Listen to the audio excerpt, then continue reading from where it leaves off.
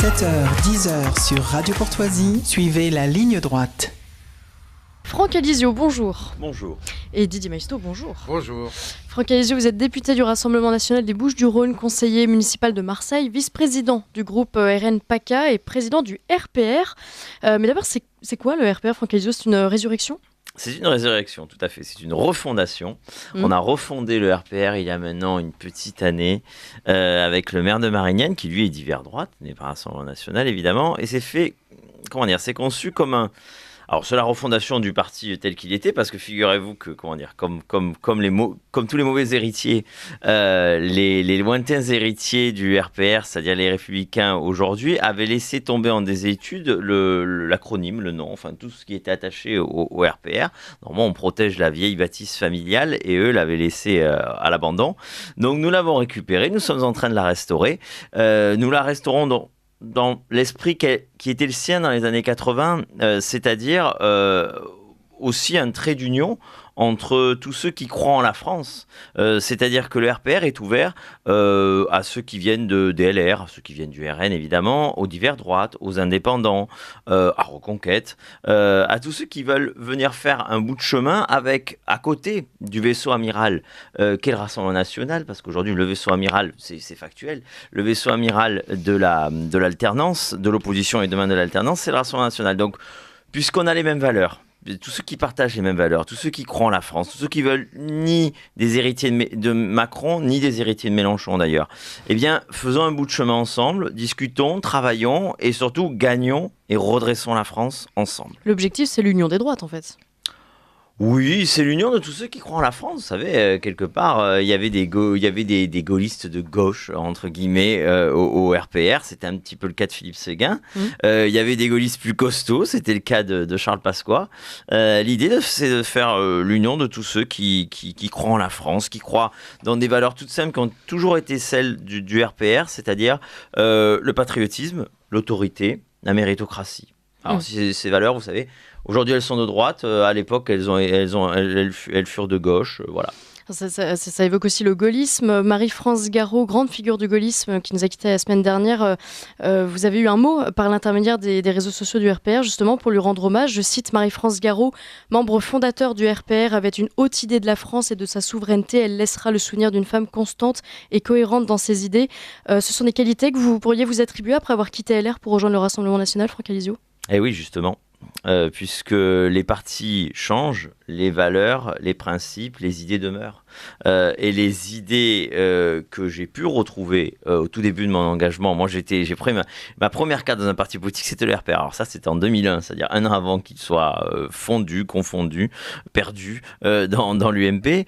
Mais c'était une carte du RPR. Et plus de 20 ans après, je me sens en cohérence lorsque je suis député du Rassemblement national et refondateur du RPR, parce que ces valeurs, aujourd'hui, là où elles sont le plus présentes, le mieux défendues, vous savez, le gaullisme, c'est un courant historique, mais il a pu s'appeler le bonapartisme, il a pu s'appeler le césarisme, c'est l'alliance de l'autorité de l'État avec le peuple. C'est avant tout le pouvoir du peuple, le gaullisme. Et quelque part, je me sens aujourd'hui en cohérence. Celle qui le défend le mieux aujourd'hui, c'est Marine Le Pen. Didier Maisto. Oui, il y a une conversion dans les années 90 du RPR à l'idée européenne. En tout cas, cette idée européenne fédéraliste qui a été battu en brèche par Philippe Séguin au moment de Maastricht. Il s'en est fallu de peu d'ailleurs. Ensuite, Nicolas Sarkozy s'est assis sur le vote des Français qui était clair contre la Constitution européenne, puisque les Français avaient voté 50 à 55% pour le non, avec une forte participation.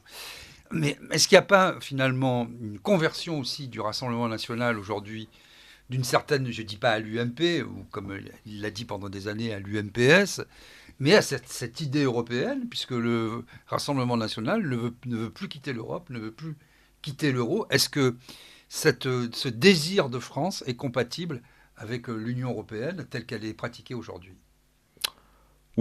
Oui, clairement, parce que là aussi, on va faire un petit peu, mais ça a de l'utilité de l'histoire et même de l'archéologie politique, mais au tout début, à sa fondation, le Front National, et donc de manière constante, n'a jamais été anti-européen. Jamais. Même au tout début, dans la première charte, le premier projet du Front National, on ne parle pas de sortir à l'époque de la CE. Et toutes les campagnes européennes du Front National sous Jean-Marie Le Pen parlent d'Europe des Nations. Moi, j'ai entendu l'Europe des Nations, pour moi, aussi longtemps que je puisse me souvenir, dans mes souvenirs de jeunesse, c'est évidemment la formule du général de Gaulle, mais dans les années 80, et les années 90, elle est quasiment autant utilisée, voire plus utilisée par le Front National que par la droite. Donc, c'est la droite, vous l'avez justement dit, vous avez précisé, le projet européen fédéraliste. À un moment donné, le RPR s'est rallié en 92, le RPR. Jacques Chirac, pour être précis, et quelques hommes autour de lui, dont Alain Juppé. Mais les sympathisants, les cadres, les militants eux-mêmes ont voté non à Maastricht.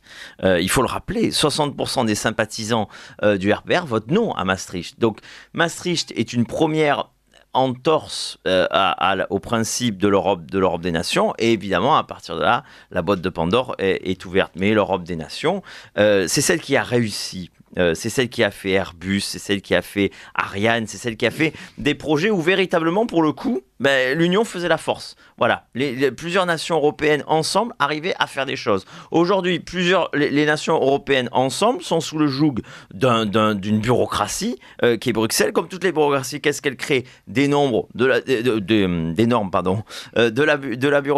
la bureaucratie et des hauts fonctionnaires qui compliquent la vie et qui n'apportent plus rien aux nations européennes. Peut-être pour nos plus jeunes auditeurs, faudrait-il préciser que Jacques Chirac a gagné en 1995 la présidentielle grâce à l'apport substantiel de Philippe Séguin et d'Emmanuel Todd, notamment à l'époque, qui avait un petit peu théorisé la France pour tous, cette espèce d'indépendance issue du gaullisme.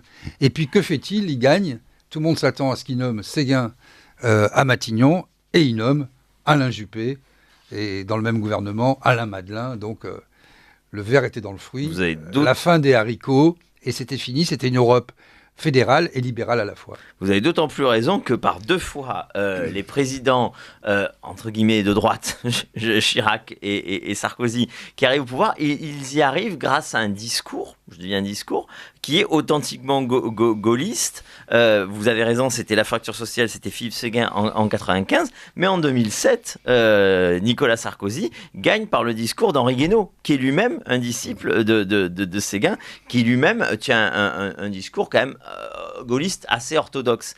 Et à chaque fois, c'est dommage, et lorsqu'ils arrivent aux affaires, après, ils appliquent la même politique à quelque chose près d'Emmanuel Macron aujourd'hui, c'est-à-dire une forme de libéralisme technocratique. Alors justement, plus technocratique que libéral. On est au cœur de la question, là, puisqu'on voit que pendant des années, des décennies même, on disait en France, l'élection se gagne au centre.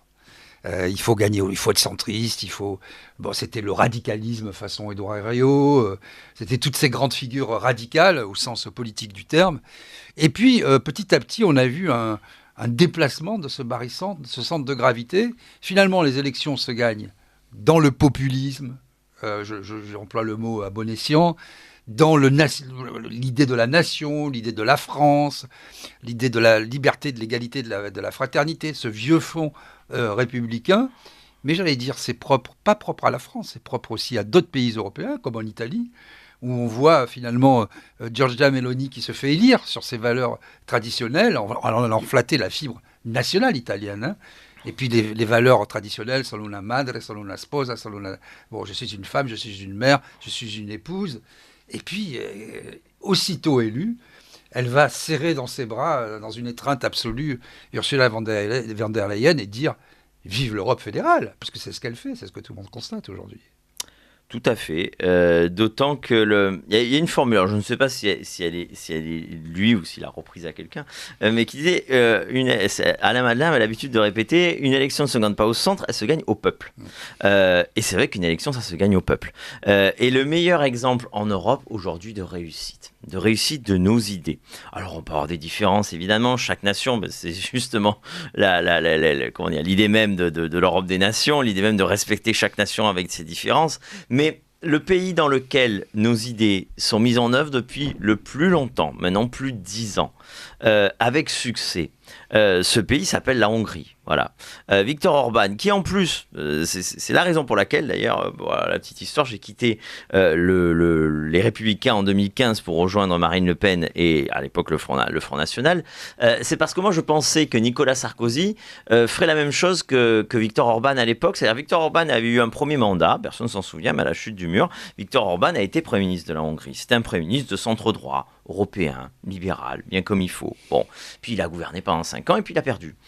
Et pendant qu'il était dans l'opposition, il a appris, il a compris, propre de l'intelligence, bien qu'il fallait revenir il a compris qu'il fallait être beaucoup plus, comment dire, beaucoup plus protectionniste, exactement, mettre l'accent sur l'immigration, sur la sécurité, sur que l'Europe est plus sceptique sur certains éléments européens, et il est revenu, il a gagné, et il est au pouvoir avec cette ligne-là, il est au pouvoir depuis plus de 10 ans, voilà, et il applique le patriotisme économique, et il protège son pays de l'immigration, tout en restant dans l'Union européenne, tout en restant dans l'euro. Vous voyez bien que quand on veut, on peut, c'est une volonté politique. Donc oui, ces idées, cette ligne politique, cette philosophie politique est en train de gagner de partout en Europe. On le voit bien dans les sondages aux élections européennes, en France, mais de partout en Europe.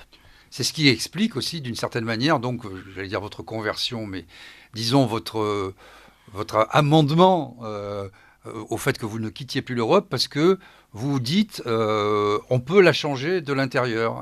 Jusqu'à présent, quand même, c'est plutôt l'Europe qui a changé les gens de l'intérieur et les politiques nationales.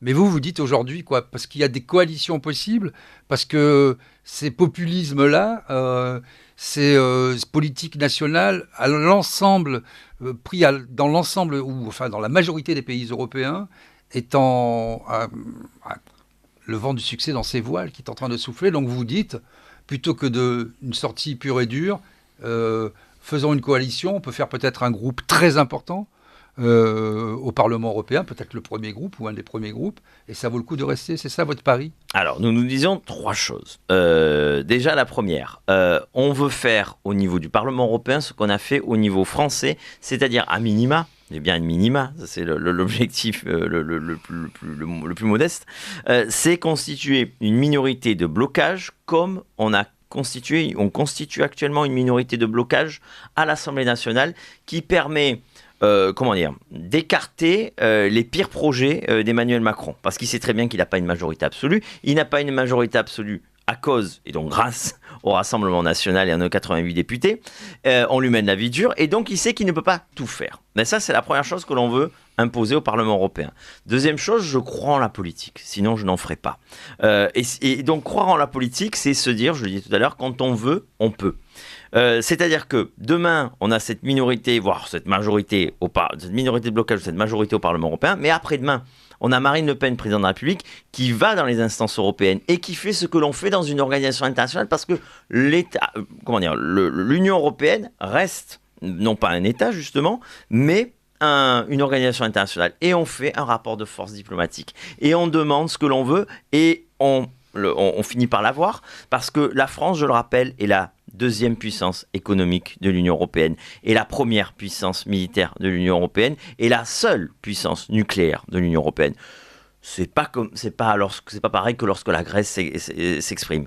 Donc si la France veut, la France peut. Mais pour ça, il faut le faire. Et le dernier à avoir établi un rapport de force, un bras de fer avec le Bruxelles, on va dire, c'était le général de Gaulle et il a gagné ce bras de fer. C'était le compromis du Luxembourg, c'était la politique de la chaise vide et ça a marché. Quand on veut, on peut. Les Anglais, pendant des décennies, lorsqu'ils étaient dans l'Union européenne et dans la CE, gagnaient tout leur bras de fer. Voilà. Donc tout simplement, c'est ça. Justement, double question. Et puis enfin, pardonnez-moi, troisième point, j'oubliais. Voilà, le troisième point, c'est celui dont vous parliez. C'est-à-dire qu'en plus de cette volonté politique, en plus de cette stratégie politique, nous nous avons aujourd'hui des alliés. Voilà, des alliés un petit peu de partout. Quand vous pensez qu'il y a quelques années encore, notre courant politique n'existait ni en Espagne, ni au Portugal. Voilà, le centre droit couvrait tout. En quelques années, tant en Espagne qu'au Portugal, c'est passé de 0 à 20%. C'est de la folie. Et vous avez à peu près dans tous les pays la même dynamique. Alors justement, double question. Premièrement, vous avez parlé de la Grande-Bretagne, qui a sans doute torpillé de l'intérieur l'Union européenne pendant des décennies, qui était le point avancé, disons-le, c'est plus un secret aujourd'hui, des États-Unis, comme le 51e État américain. Diriez-vous que l'Ukraine l'a remplacé et joue aujourd'hui ce rôle d'une façon un peu externe, puisqu'elle n'est pas évidemment dans l'Union européenne, mais qu'elle est un peu cet épouvantail pour les uns et cet objectif de rassemblement pour les autres, et notamment pour M. Macron? Première question. Et deuxième question, qui est directement liée, vous avez parlé de l'Allemagne. C'est vrai que Scholz est un chancelier sans doute moins européen que ses prédécesseurs, en tout cas plus soucieux. Alors, comparaison n'est pas raison, parce que c'est beaucoup plus horizontal. C'est pas l'omni-président, l'omniscient comme sous la Ve République en France. Il a une coalition, il est beaucoup plus discret aussi, beaucoup plus avare de sa parole, c'est sa personnalité. Il fait attention à ce qu'il dit, il est choqué par le comportement de M. Macron, mais en tout cas, il est plus prudent vis-à-vis de la Russie et il défend les intérêts nationaux allemands. On l'a vu encore en Chine faire des méga contrats. Lui, quand il y va, c'est pas pour amuser la galerie. Il part avec des chefs d'entreprise, c'est pas des start-up, ce sont des vrais entrepreneurs. Et il revient, le carnet de commandes est plein. Est-ce que ces deux paramètres, selon vous, sont à prendre en compte, disons, à moyen terme, dans les 10 ans à venir, dans la construction des constructions de cette Europe? Alors, tout d'abord, ça peut étonner, mais pour le coup, je veux être intellectuellement et politiquement cohérent. Moi, je reproche jamais à un État, de défendre ses intérêts, de penser à lui. Donc, la Grande-Bretagne, pendant 20 ans, lorsqu'elle était au sein de la CE puis de l'Union européenne, elle a défendu les intérêts des Anglais. Elle a défendu la Grande-Bretagne. Bon ben voilà, oui, Margaret Thatcher était une nationaliste. Elle défendait les intérêts de la Grande-Bretagne. Je trouve ça plutôt sain. Voilà, on travaille avec les autres, mais on travaille d'abord pour les nôtres. Deuxièmement, l'Ukraine. L'Ukraine, écoutez, d'abord, elle n'est pas dans l'Union européenne. Ce n'est évidemment pas souhaitable à tout point de vue. Ce ne serait pas soutenable de toute manière financièrement, économiquement, socialement, sauf par exemple à définitivement abandonner et faire disparaître l'ensemble de notre agriculture et donc suicider l'ensemble de nos agriculteurs. Mais je pense que l'Ukraine est surtout la victime de ceux qui se prétendent ses alliés, ses protecteurs en Europe et aux États-Unis. Donc l'Ukraine, nous on a toujours été clairs depuis le début sur cette affaire. Il y a évidemment un agresseur et un agressé dans cette crise internationale, dans cette guerre. L'agresseur, c'est la Russie, l'agressé, c'est l'Ukraine. Après, tout ce qui est fait autour, vous savez, il faut toujours se méfier de ses amis, et l'Ukraine devrait se méfier de ses amis parce qu'il envoie dans le mur uniquement dans leurs intérêts à eux. Votre troisième question était sur l'Allemagne et sur l'Allemagne. Sur l'Allemagne, alors, vous avez raison, mais j'ai envie de vous dire, c'est pas nouveau, parce que Angela Merkel défendait quand même beaucoup plus ses intérêts allemands que Nicolas Sarkozy ou François Hollande ou Emmanuel Macron défendaient les intérêts français. Je veux dire, en toute matière, lorsqu'ils pensent, eux, Europe de la défense, ils pensent industrie militaire au profit de l'industrie militaire allemande. Je prends toujours un exemple concret, mais lorsque l'Allemagne, au cœur de la crise du Covid, décide de fermer ses frontières, de rétablir ses frontières avec la France, elle ne prévient même pas la France. Elle le fait, puis elle prévient la France. Les Allemands considèrent que leurs intérêts prévalent. Et je vous dirais même, à la différence de nous, ils n'ont pas des juges, ils n'ont pas la trahison des clercs, la trahison des juges. C'est-à-dire que le juge constitutionnel allemand défend les intérêts de l'Allemagne, puisqu'il y a eu notamment plusieurs décisions de la Cour constitutionnelle de Karlsruhe qui défend, à la différence du Conseil constitutionnel français, qui défend les intérêts des Allemands, notamment par rapport à la mutualisation de la dette et au fait qu'en gros les Allemands paieraient pour, les fourmis allemandes paieraient pour les cigales, pour certaines cigales européennes. Donc vous voyez, voilà, les Allemands ont une véritable, où que ce soit, tant l'exécutif que dans la justice, ils ont au cœur l'intérêt de la défense de l'Allemagne. Et encore une fois, je ne leur reprocherai pas, c'est normal. En une petite minute, Franck Alizio, il y a eu le débat Bardella-Attal la semaine dernière. Vous allez me dire que Jordan Bardella a remporté la manche. Ce n'est pas ce que disent forcément tous les commentateurs, journalistes, analystes divers et variés. Finalement, celui qui a réussi à attirer toutes les attentions, c'est ni Attal ni Bardella, c'est Bellamy qui s'est interrogé sur la nature de ce débat, sur cet éternel duel en fait, entre le macronisme et le Rassemblement national. Qu'est-ce que vous pensez de ça et de la réaction plus globale de Bellamy ? Alors déjà, si les commentateurs ont trouvé que c'était la victoire de Attal, dommage pour eux, mais c'est pas la première fois que les médias seront en dissonance complète avec les Français. Les Français, eux, ont considéré que c'était Jordan Bardella, puisqu'il a continué à prendre des points dans les derniers sondages, et les sondages qui ont été faits sur qui a gagné, les Français ont considéré que c'était Jordan qui avait gagné. Donc bon, voilà, ça c'est factuel. Pour ce qui est de la réaction de Monsieur Bellamy, moi je veux bien tout ce qu'on veut, hein. Il est en train de dénoncer un duopole Renaissance RN. Bon, ce qui est dommage pour lui, c'est que depuis 20 ans, le duopole, et là c'était pas une opposition, c'était la même politique menée par les deux. On se rappelle cette une de Paris Match avec Nicolas Sarkozy et François Hollande tout sourire. Depuis 20 ans, c'est sa famille politique qui copine avec la gauche, qui copine avec les socialistes, qui ont tous cédé aux socialistes. On a l'impression, on a l'habitude de dire, c'est une boutade, mais que en gros la droite, quand je parle de la droite, c'était l'UMP, voilà, c'est une gauche qui va moins vite. Donc ça c'est l'héritage, malheureusement c'est l'héritage que doit traîner avec lui Monsieur Bellamy, mais il ne peut pas le nier, et il a appartenu au PPE. Le PPE est un parti européen qui se dit fédéraliste. Le PPE, c'est le parti de Madame von der Leyen. Donc c'est quand même beaucoup d'hypocrisie, malheureusement, là-dessus, hein, parce que je lui reconnais beaucoup de qualités, mais là-dessus, c'est de l'hypocrisie et de l'amnésie. Il est 9h, c'est le bulletin d'actualité. On reprend notre entretien juste après.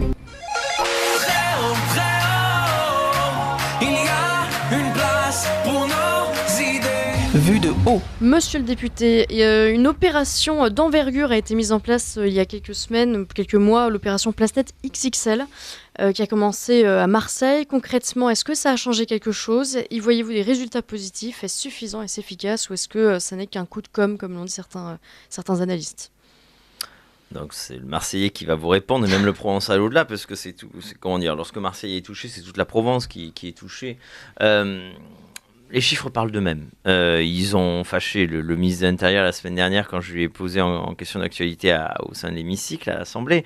Mais l'opération Place Nette XXL, que Marine Le Pen appelle l'opération Place Nette XXS, c'est 4000 hommes sur le terrain.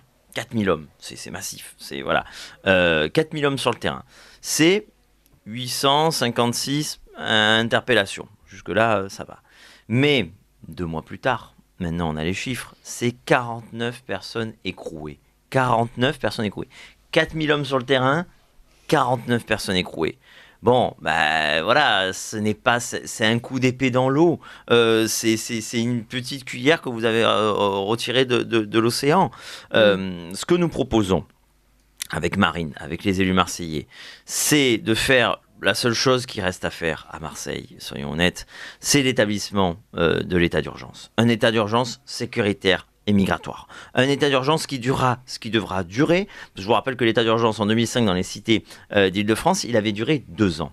Cet état d'urgence, il permet de donner des moyens juridiques, de donner des moyens, on va dire, en termes de droit exorbitant, du droit normal, du droit commun, à nos juges et à nos policiers pour être à égalité, à armes égales, avec les trafiquants, avec les dealers, avec les délinquants, avec les criminels. Voilà ce qui nous reste. Et alors évidemment, ça ne suffira pas. Ça, c'est une décision que doit prendre le président de la République. L'état d'urgence, c'est de son ressort. Il faudra toute une série de mesures législatives, évidemment, que le gouvernement peut prendre demain. Hein. Nous, quand on donne des idées, on veut, elles sont dans l'intérêt du pays, qu'on utilise nos idées tout de suite sur l'immigration, sur le tour de vis pénal, sur toute une série de choses, sur le contrôle des frontières, parce que vous avez bien compris que toute la drogue n'était pas fabriquée, ne poussait pas en France.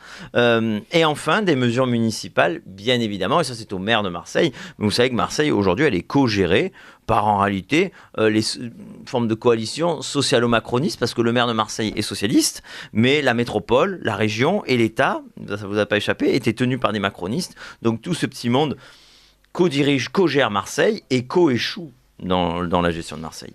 Oui, c'est vrai que le président de la République est venu à Marseille annoncer pas mal d'argent, en fait, a fait des grands discours.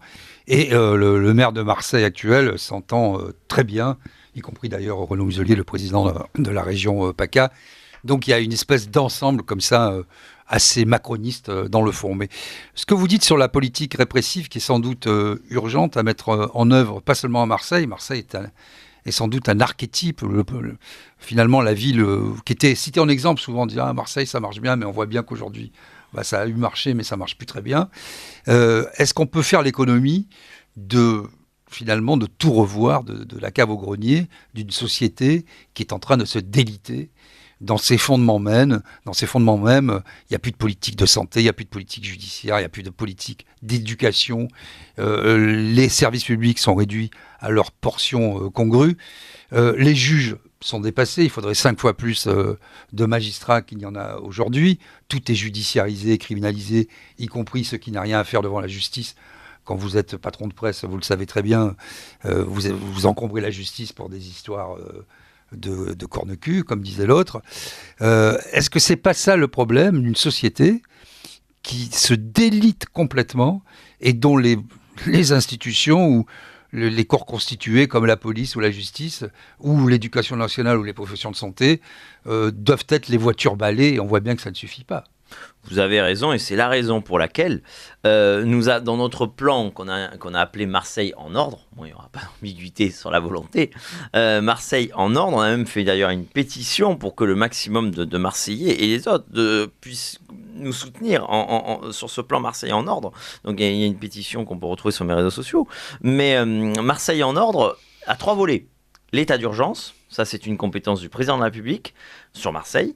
Les mesures législatives, ces mesures législatives, évidemment, marchent pour toute la France, s'appliqueront à toute la France. Il se trouve qu'elles auront des effets aussi à Marseille, mais elles s'appliqueront dans toute la France. Et des mesures législatives, des mesures municipales qui s'appliquent qu'à Marseille. Mais évidemment qu'on ne peut pas résoudre le problème de Marseille sans résoudre le problème au niveau national.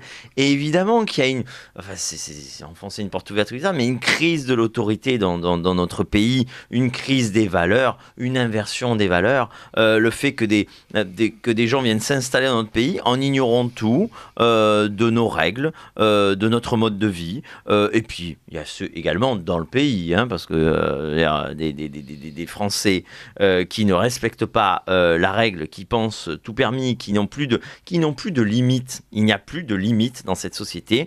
Et à un moment donné, il faut rétablir des limites, rétablir des sanctions lorsque ces limites sont franchies. Et ça va prendre beaucoup de temps. Attention, redresser le pays, ça prendra au moins 2 mandats, ça prendra 1 décennie. Mais c'est le prix à payer pour 30 ans de dérive. Mais évidemment que, typiquement, moi en tant que Marseillais, je sais très bien que pour redresser Marseille, il faudra gagner en 2026, avoir une majorité au Rassemblement national au Conseil municipal de Marseille, mais également gagner en 2027 pour avoir une présidente de la République qui s'appellera Marine Le Pen et un Premier ministre qui s'appellera Jean Bardella. C'est que si l'État et toutes les collectivités se mettent ensemble, qu'on peut redresser un territoire, a fortiori qu'on peut redresser le pays. J'imagine que oui, vous avez testé cette éventualité auprès des Marseillais, l'état d'urgence qui va durer, parce que certains appellent évidemment disent c'est de la discrimination, on montre encore du doigt les pauvres Marseillais. Est-ce que vous avez échangé avec les Marseillais? Est-ce que vous pensez qu'il y a une majorité de Marseillais qui serait favorable à cette mise en place. Évidemment, les Marseillais n'en peuvent plus. Les Marseillais, ils veulent retrouver la liberté de circuler.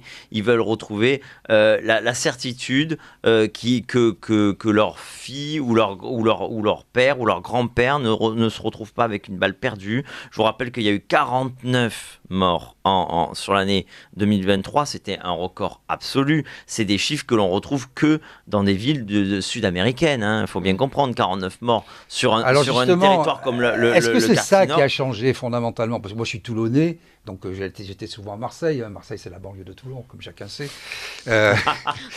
Et donc... Vous avez un droit de réponse. Je dirais l'inverse, mais bon. Bon, chacun, vous savez, Oui, cet altropisme.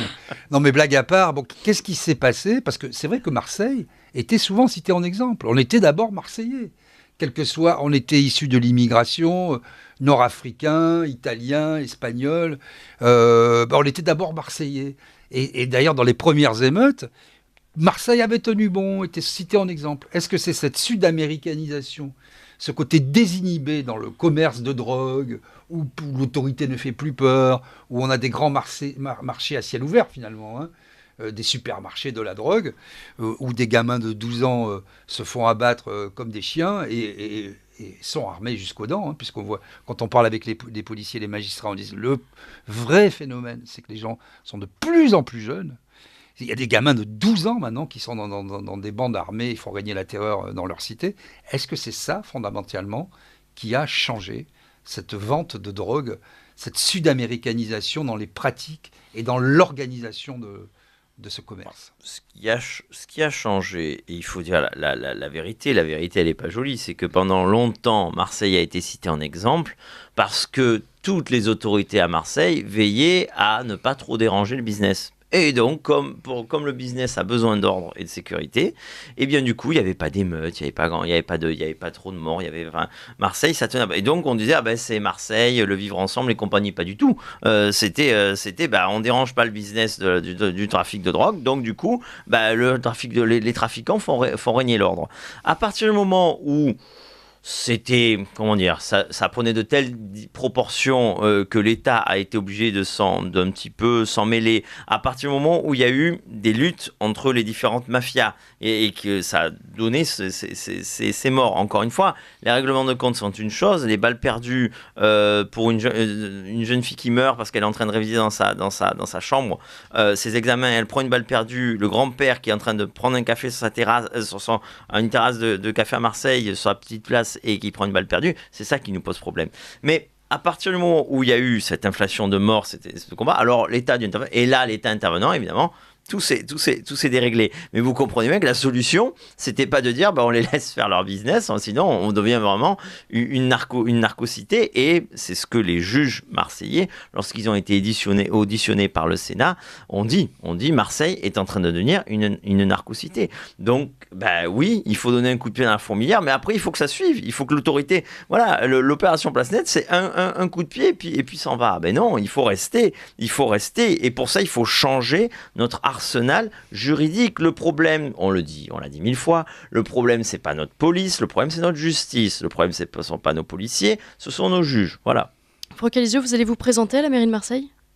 Je répondrai à cette question dans quelques mois, et surtout c'est la Commission nationale d'investiture de mon parti qui répondra à cette question. Voilà, Jordan Bardella m'y encourage, il a dit dans la Provence il y a quelques semaines lorsqu'on a lancé les européennes par un beau meeting avec 8000 personnes à Marseille.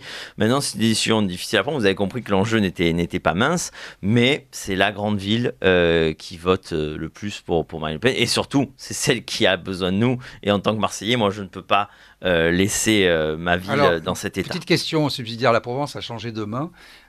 Comment vous le voyez? Est-ce que vous avez des relations avec le nouvel actionnaire ou avec les journalistes? Est-ce que ces relations ont changé ou est-ce que pour vous c'est la même chose? Je dis relations avec la Provence et évidemment plutôt... Alors, je pourrais toujours me plaindre, tous les politiques ont tendance à se plaindre de leur rapport avec la presse. Pour moi, voilà, il est ce qu'il est et il est plutôt correct. Nous connaissons bien à Marseille le principal actionnaire, puisque c'est Rodolphe Saadé, et que le groupe est évidemment un groupe monumental, c'est le groupe CMA-CGM, l'un des plus grands armateurs mondiaux. Et les Marseillais ont une relation particulière avec ce groupe parce que ce groupe aurait pu quitter Marseille, aurait pu faire faillite, faire faillite, et vous avez raison, et se délocaliser surtout à l'étranger.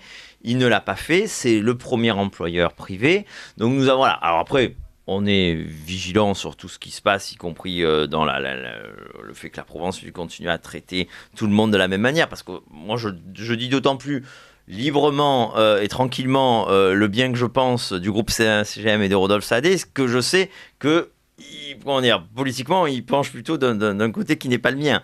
Mais, on l'a dit qu'il était proche de voilà, M. Macron. Mais aujourd'hui, je respecte l'homme d'affaires et le patron qui pour l'instant, est plutôt correct envers le pays qui a vu se développer cette société, c'est-à-dire la France.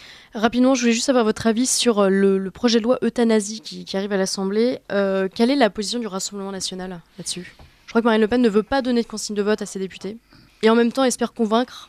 Oui. C'est un peu... Marine Le Pen est claire sur son idéal. Son idéal, c'est d'être contre ce projet de loi. Elle le dit clairement. Après, elle a toujours dit que et je trouve ça très, très louable, très bien, très respectable, que tous ces sujets sociétaux, à chaque fois, c'est la conscience de chacun qui est engagée. Donc, elle laisse la liberté de vote. Mais elle dit clairement, de réunion de groupe en réunion de groupe, ce qu'elle pense et elle argumente le pourquoi elle votera contre. Et puis, soyons honnêtes, moi, j'arrivais avec une forme de... Voilà, c'est un sujet très délicat, donc je voulais écouter, entendre, prendre en considération. Mais la manière dont la gauche a dénaturé en commission ce projet de loi est honteux. Elle en a fait le projet de loi le plus... C'est plus un projet de loi, enfin c'est le plus permissif, c'est le plus... Il voulait mettre des règles dans un... Au contraire, ils l'ont transformé en quelque chose qui n'a aucune règle et qui en l'état n'est évidemment pas votable. Et encore une fois, je vous dis, je suis arrivé avec bienveillance, mais il n'est absolument pas votable en l'occurrence. C'est la porte ouverte à tous les abus, à toutes les... Enfin, c'est vraiment... Et c'est vraiment dommage parce que voilà, donc la priorité, c'est le développement des soins palliatifs. Il faut partir du principe que on fait un projet de loi sur les soins palliatifs. On se met au niveau en termes de soins palliatifs et ensuite on peut se poser d'autres questions. Mais aujourd'hui, la priorité, c'est l'humain et c'est mourir dans la dignité et avec le minimum de souffrance. Dernière question rapide, donc réponse rapide. Votre définition de la civilisation européenne, puisqu'on est à la veille du scrutin. Je demande ça à tous les hommes politiques qui viennent en studio. Votre définition de la civilisation européenne. Ça en quelques dizaines bon courage. de secondes. Notre civilisation, elle a 3000 ans. Je ne vais pas vous refaire, romaniser, les racines grecques, christianisées, bon, bref. Notre civilisation, elle a 3000 ans. Notre civilisation, c'est avant tout une culture. Une culture, André Malraux l'a dit, elle a aussi à voir avec la spiritualité. Elle a aussi à voir avec Dieu. Elle a aussi à voir avec la religion qui s'est développée dans cette civilisation. Donc évidemment que nous sommes une civilisation chrétienne. Évidemment que nous sommes une civilisation latine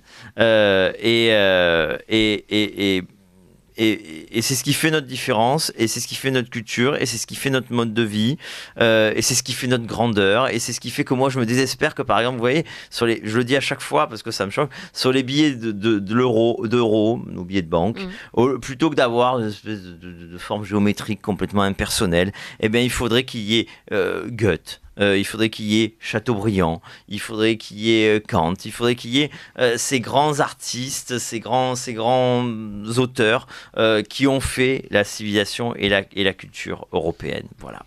Merci beaucoup Franck Alizio. Je rappelle que vous êtes député du Rassemblement national des Bouches-du-Rhône, conseiller municipal de Marseille, vice-président du groupe RN PACA et président du RPR. Merci beaucoup d'avoir accepté notre invitation. Merci Didier Maistre d'être venu un lundi. Vous avez vu, c'est une chance qu'on n'aura jamais le lundi au soleil. On profite. Merci Didier Maistre.